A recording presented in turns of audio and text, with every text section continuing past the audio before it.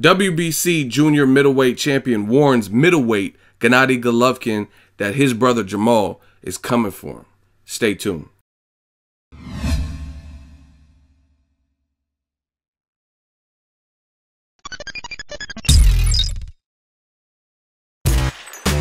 Boxingego here. If you like this video, make sure you hit the like button and also subscribe to the channel and hit the bell icon on the top of your screen to get notified when the latest new content drops. 1.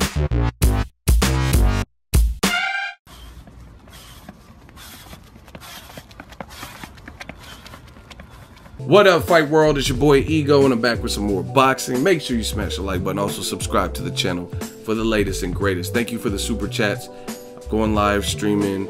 We're doing the Patreon. We working. July 29th, main event, Broner versus Mikey Garcia. Great fight. They added 2 other great fights to the card. Barclays Center, Showtime, Premier Boxing Champs. What else could you ask for? The other 2 fights, Gerald Washington versus Gerald Big Baby Miller. That's kind of confusing to say. Gerald and Gerald. But shout out to them. Heavyweight fight. Can't go wrong with the heavyweight fight in New York.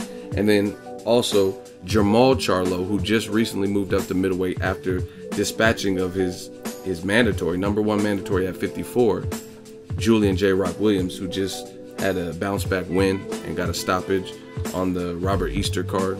So that was a good look.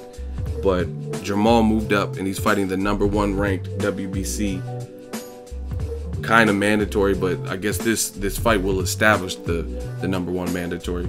Jorge Sebastian Hyland has been the mandatory for Golovkin for a while, but Golovkin had other pressing business, the Kell Brook fights and his other fights, so the Daniel Jacobs fight. And this is to establish the #1 mandatory for the middleweight WBC belt. And the clip you've seen at the beginning was, I don't know who filmed it, I don't know if it was Jermell filming it, but it was Jermall. He's in training camp for Jorge Sebastian Hyland. And this is the caption that Jermell put: training camp. And then he tagged Golovkin. He says, Gennady Golovkin, my twin on your neck. And then he tagged his brother, Jermall Charlo, future of boxing. I really like this, man. Now this is brief, but this shows me a level of confidence in the Charlo brothers. He's watching his brother train, or he got the footage of his brother training, and he knows that his brother, what he's capable of doing. And I told you guys from the jump, I've seen the Charlos on several occasions. I haven't interviewed Jermall, but I've interviewed Jermell more than once, and they have a good size frame for the divisions they fight at. You know what I mean? Jermell, he kind of bulked up. He's still at 54. Just knocked out Charles Hatley. I covered that fight. Brutal stuff. He knocked him out bad. And then Jermall, he's a little bit taller. And then he said he was struggling to make the weight, but he stayed at the division long enough to fight the fight we all wanted to see him fight at 54, which was a certified threat, Philly's own Julian J. Rock Williams, and he knocks him down with a jab, and then he comes back and knocks him out with a counter uppercut. Well, that's what set everything up, and then there was a sequence of punches after J. Rock got back up from the second knockdown, and it was too much. So I told you guys then, and I still feel the same way. I like the mentality of the Charlo brothers, but I like the move up.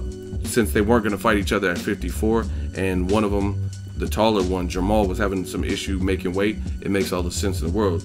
Let one reign at 154 as long as he can and fight all the fights, the Jared Swift Hurds, Demetrius Andrade, things like that. And then at middleweight, you have Jermall, who's going to try to set up shop. And his fight this is a good fight. Jorge Sebastian Hyland, I haven't seen, I'm not going to front like I know everything about his career, but I did see the Matthew Macklin win, and I think he has 8 wins in a row. So, and he's the #1 ranked guy. So a lot of people who don't know shit about boxing, they'll be like, oh, who's Jorge Hyland? Who is this? And why is he fighting him? Another bum. But you can't knock somebody who's ranked. That's not his fault. That's like my dude, shout out to Tank, Gervonta Davis. He was obligated to fight Liam Walsh. I hadn't really heard of Liam Walsh like that, right? There's a lot of damn Liams in the UK. Liam Smith, Liam Walsh, and Liam Neeson.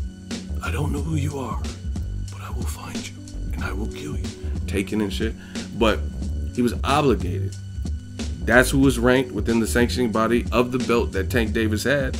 So he had to scrap with him. That was an obligation.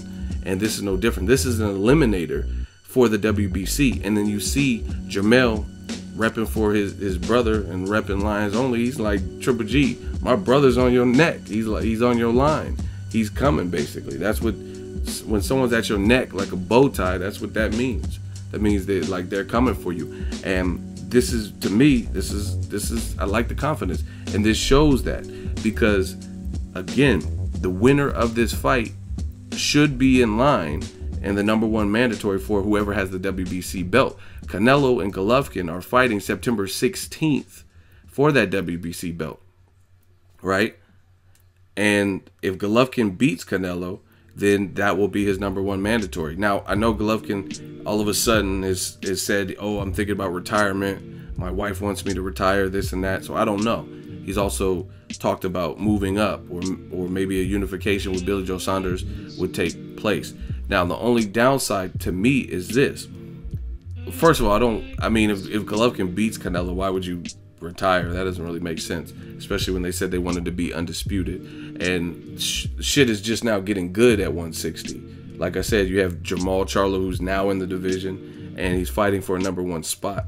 So I don't want to see Golovkin retire unless Canelo retires him or something and beats him down. But the only other fork in the road that we don't know is going to happen is Canelo's. He's funking with the WBC and he has beef with them. So he's basically been on record like, I'm not accepting your belts.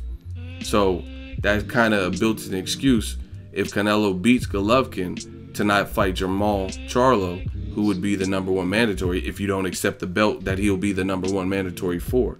If you accept all the other belts that Golovkin has, everyone except for the WBO that Billy Joe Saunders has, then that kind of buys you a way out. Like, hey, I got beef with the WBC. He ain't my #1 mandatory. But whatever. We'll have to wait and see who wins the fight, first of all, because Canelo, Golovkin, as far as I'm concerned, it's a 50-50 fight. And beyond that, we just have to see. We have to see. Maybe Canelo has a change of heart, or his team says, hey, you got to go ahead and accept that belt. But I like the Charlo brothers' attitude, and they're sending a message. Like I said, you see Charlo in camp for Jorge Sebastian Highland. Of course, we have to see how he looks versus him, but I just like what this means for the middleweight division. Now the middleweight division is starting to pick up. You still got my dude, shout out to BK, my dude Daniel Jacobs there, who gave Golovkin a hell of a fight. You mix him with any of these guys, Billy Joe Saunders, Jermall Charlo, David Lemieux. These are all great fights. It's getting to the point where you can round robin these guys. Even David Lemieux, just because Golovkin beat him doesn't mean Canelo can beat him. Canelo's shorter than Golovkin. He has a different style. You know what I mean? So David Lemieux versus Jermall Charlo, or Canelo versus Jermall Charlo, Golovkin versus Jermall Charlo, David Lemieux, Danny Jacobs, Billy Joe Saunders versus Lemieux. These are all good fights, and that's what I'm liking. Let me know what you guys think. July 29th, it goes down. Jermall Charlo back in action on the Adrian, man, you know, AB, Broner versus Mikey Garcia card. Drop your thoughts in the comment section. Make sure you share the video, like the video as always. Hate, comment, and subscribe. Till next video is Ego signing off. So if you enjoyed this video and want more content like this on the channel, you can show your appreciation by going to the PayPal donate button or the YouTube support button. And you can donate any amount that you feel is equivalent to the value of this video. Much more to come. Thank you guys for your support. Boxingego, the future of boxing.